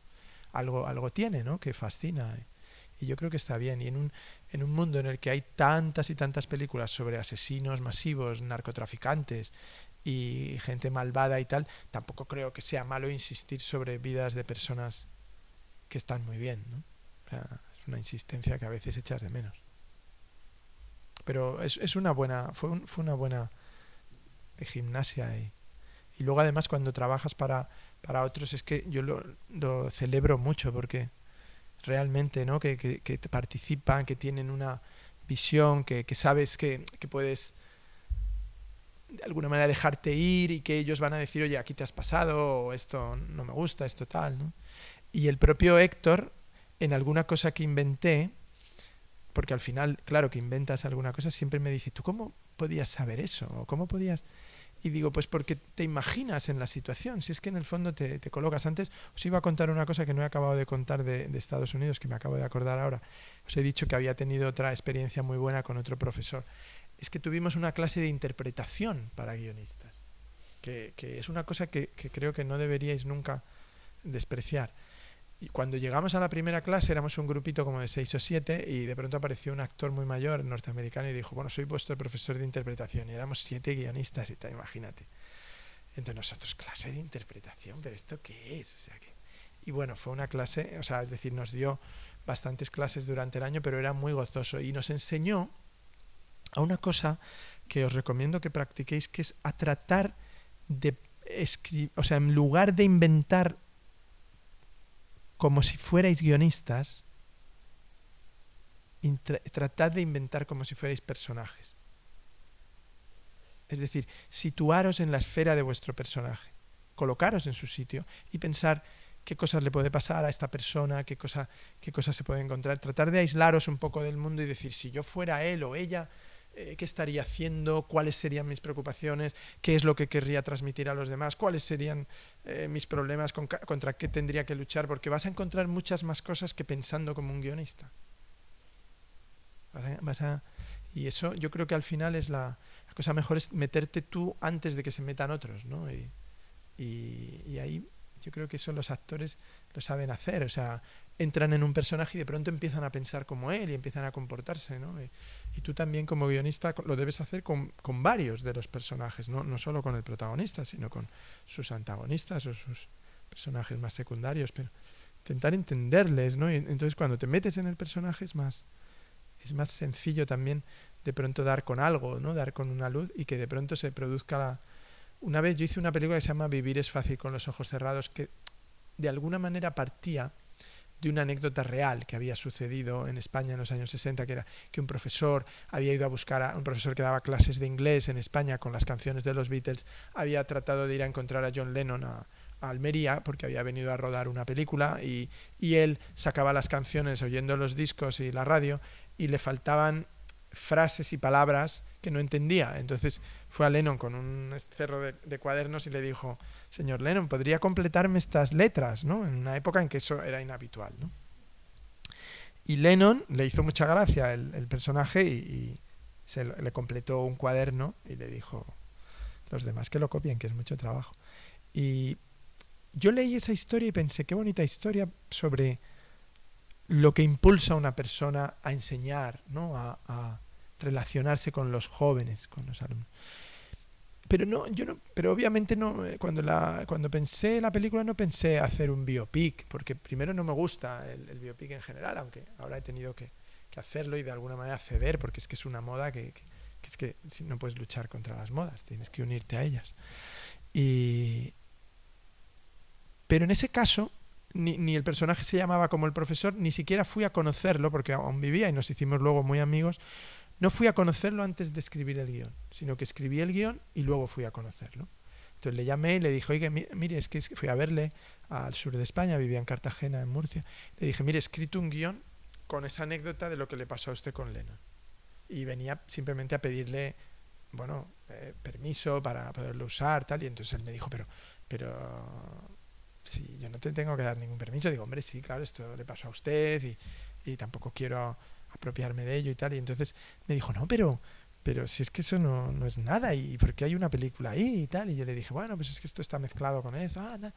Y una vez, o sea, cuando se hizo la película y tuvo relativo éxito y tal, fuimos a hablar a varios institutos con chicos y un día un niño le preguntó al profesor que cuál era su escena favorita de la película.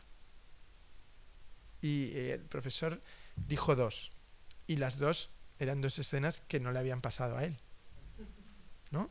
Y lo explicó. Dijo, mira, hay 2 escenas en la película que me encantan. Una es esta y la otra es esta. Y me encantan, porque yo no las hice, pero sé que si hubiera estado en esa situación me habría comportado así. Y es, en el fondo eso es de lo que se trata, de tratar de afinar cuando estás creando un personaje a los impulsos que mueven a ese personaje, ¿no? Yo creo que ahí puedes llegar más lejos que en la propia verdad. Por eso os decía eso de que en el fondo no creo mucho en la no ficción, porque creo que la no ficción en realidad es una manera de ganarte al espectador ventajista diciéndole: no, si te estoy contando la vida de Al Capone, yo no estoy inventando nada. No, claro que estás inventando, has puesto en orden la vida de Al Capone. Al Capone hacía muchas cosas, no todo era... Y entonces, al final, todo es ficción, ¿no? Todo es una elaboración, todo es una adaptación. ¿Alguien más? ¿Alguna cosa más queréis? Hablar de dinero o de... Siempre cuando voy a los institutos hablo mucho de mis novelas, sobre todo porque las leen, algunas las leen en clase, y siempre los chicos, cuando ya pasas esa fase de las preguntas que les han dicho los profesores que tienen que hacer, siempre hay uno que dice: ¿y cuánto ganas?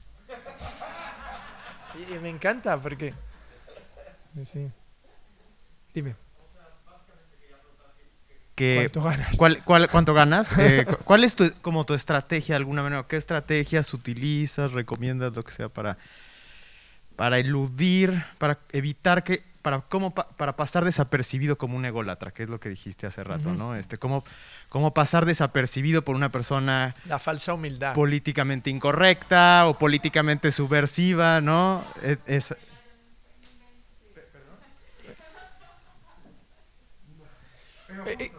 No, a ver, no es una estrategia concienzuda ni que yo la piense y salga de casa y digo: voy a engañar a estos pobres haciéndoles pensar. Porque todo el mundo sabe que yo soy muy... De hecho, me han contado que hay gente que me tiene miedo. Que es una cosa que yo no he provocado nunca porque tengo muy buen carácter. Pero miedo un poco a no le voy a proponer esto porque me va a mandar a la mierda, o no le vamos a tal, no sé qué, porque este tío hace lo que le da la gana, ¿no? Esa especie de vitola que tal. No, jamás, ¿no? Hecho, mira, ahora mismo estamos hablando de un encargo que llega porque alguien te llama y te dice: oye, ¿harías no sé qué? Sí. ¿Qué ocurre? Que la mayoría de las veces me vienen con cosas que yo digo no, y te dicen: pero ¿y estás haciendo algo tú? Y dices: pues mira, sí, estoy haciendo una película con 3 amigos que no tenemos dinero, pero es que prefiero... O sea, no lo dices así, pero prefiero hacer eso de verdad que lo que me estás proponiendo, ¿no? Pero no hay una estrategia, no. O sea, a mí me interesa todo, o sea, a todo lo escucho y de todo intento... Luego también hago un balance. Por ejemplo, la cosa que más me ayuda suele ser... Yo soy una persona que soy buen economista. Siempre he hecho como movimientos financieros en mi vida muy interesantes. Que consisten, el primero, me di cuenta cuando tenía 22 o 23 años, que ganaba más dinero si hacía lo que yo quería que si hacían lo que otros querían. Que parece un poco contradictorio, ¿no? Es decir, me di cuenta que si aceptaba un encargo, que me pagaban bien, por ejemplo, imagínate, yo estaba empezando como guionista, entonces venía alguien y me decía: oye, David, que queremos que hagas una película sobre no sé qué, y entonces me ponían el dinero encima de la mesa ya el primer plazo, ¿no? Entonces yo lo cogía, porque en ese momento el dinero lo cogía, pero mi experiencia me dijo que o acababa devolviéndolo y perdiendo 6 meses de mi vida, o aquello acababa sin hacerse y no acababa bien. En cambio, si yo decía lo que quería hacer y trataba de encontrar a quien le interesara, el final era que a lo mejor tardaba un poco más de tiempo en cobrar, pero que ganaba el doble o el triple de lo que había cogido. Tienes que entrenarte a verlo, ¿no? Y entonces de pronto dije: bueno, pues entonces me debo guiar por una cuestión de lucro, ¿no? De ánimo de lucro. Entonces cuando me proponen algo siempre digo: pero ¿y cuánto me vas a pagar tanto? Voy a perder mucho dinero con esto. Y entonces hay otro que viene y dice: y esto lo único, David, es que no tenemos dinero por ahora y tal. Y piensas: voy a ganar mucho dinero con esto, ¿no? O sea, es decir, que tengas una visión para esas cosas, pero para lo otro no. O sea, yo no soy una persona ni humilde ni nada. O sea, es decir, yo soy una persona, tengo mi personalidad, tengo mi tal, pero me gusta hablar con la gente. O sea, yo me siento a ver cosas que han hecho otros y tengo mis prejuicios, por supuesto. Hay gente que me cae bien, gente que me cae mal. hay actores o directores que me son más simpáticos o más antipáticos, hay éxitos que me perturban porque digo, pero cojones tendrá éxito esto y tal. Pero creo que una de las cosas que hago bien es que casi siempre me siento y digo, lo entiendo. O sea, quiero decir que incluso una cosa que deteste o me parezca mal hecha o despreciable y que ha tenido éxito, trato de entender por qué lo ha tenido. Y trato de decir, claro. Sí, es que es no. Incluso a veces, fíjate, con esa posición he encontrado talento en personas que me parecían estúpidas. De verdad, ¿eh? El otro día, hace unos días, estaba hablando con mi hija de una serie y tal que no voy a nombrar, pero que me dijo, no, papá, porque tal, porque no sé qué, pero no me ha gustado, no sé qué, no sé cuántos. Y yo dije, pues yo he visto el primer episodio, digo, y despreciándolo como conjunto, me han gustado mucho algunas partes. O sea, he encontrado como cosas que estaban muy bien. Que esto yo creo que es clave, o sea, es decir, que no penséis nunca que todas las cosas tienen que ser en su totalidad buenas. A mí tengo amigos que no se dedican al cine, que muchas veces me dicen, oye, dime una película así que hayas visto últimamente que sea muy buena.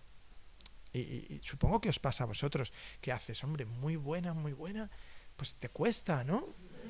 Porque claro, buena para ti, o sea, para mí buena es El Apartamento o El Padrino, ¿no? Y verdaderamente el año pasado no he visto a lo mejor ninguna película que yo piense que tiene esa categoría, ¿no? Pero sí que he visto cosas y a veces, yo qué sé, basta que haya 3 o 4 secuencias que estén bien, algo que esté tal, ¿no? Que tampoco uno tiene que pensar que la totalidad tiene que ser, ¿no? Es como alguien te gusta y te gusta todo de ese alguien, todo.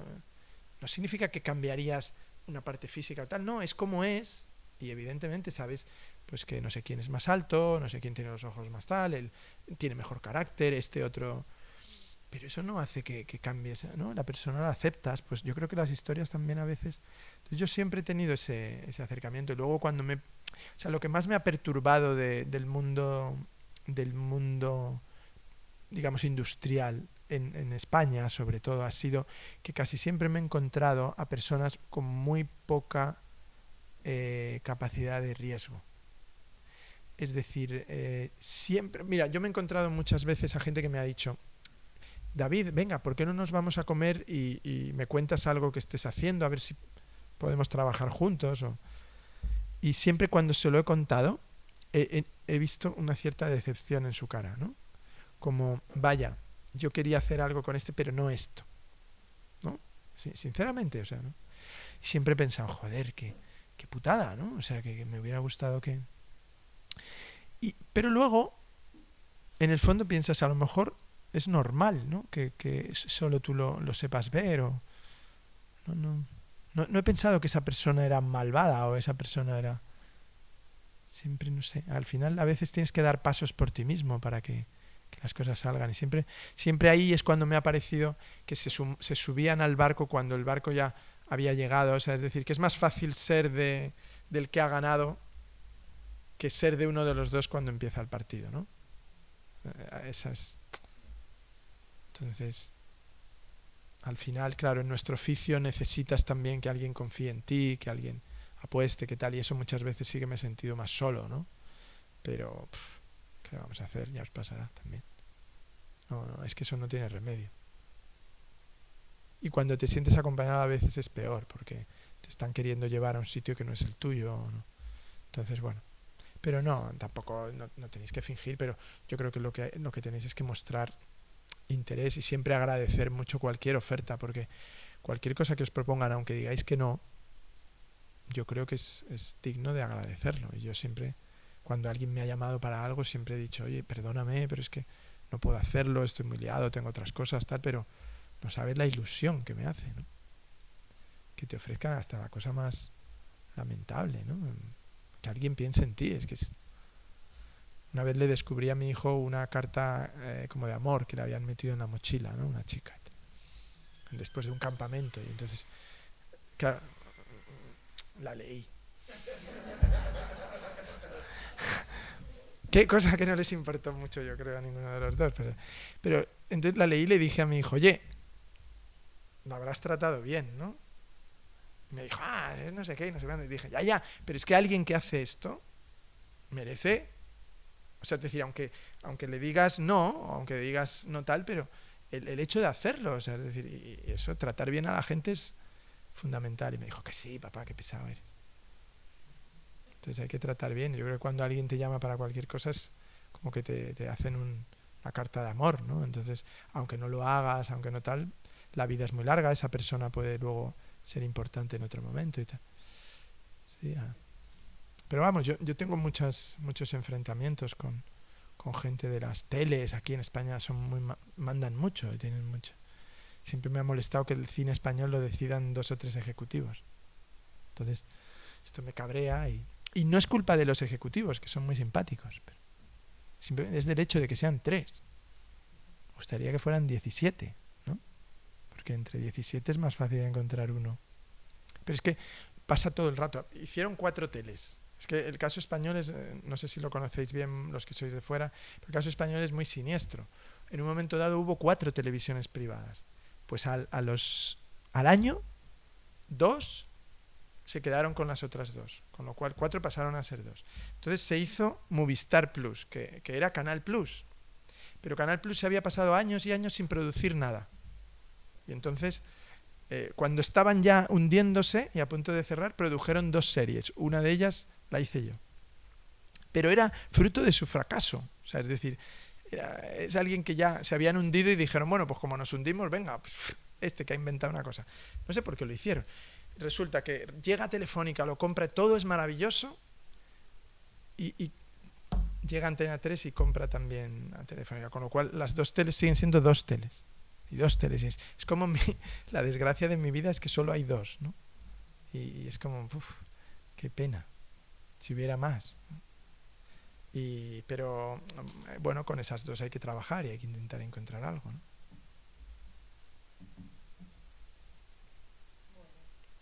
¿Lo dejamos?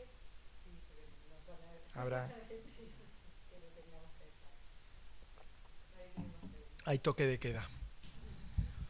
Bueno, ¿estáis contentos con el curso hasta ahora? ¿Lo habéis? ¿Sí? ¿Os está siendo útil? Lástima que hayáis conocido Madrid de esta manera. Bueno, algunos lo conoceríais ya, pero que esta ciudad, uno de los lujos yo creo es poder vivir en la ciudad así intensamente, ¿no? Sobre todo la noche y tal. Pero bueno, supongo. Espero que no nos tengan que detener la policía por las fiestas que hacéis y esas cosas, pero que moderadamente lo paséis bien y que tengáis un buen recuerdo y que si nos volvemos a encontrar, por supuesto, me saludéis y espero que incluso podamos a lo mejor algún día colaborar, ¿no? ¿Sois todos futuros guionistas o no? Cineastas, directores, por supuesto, también, claro. Bueno, pues suerte a todos. Que vaya bien, gracias.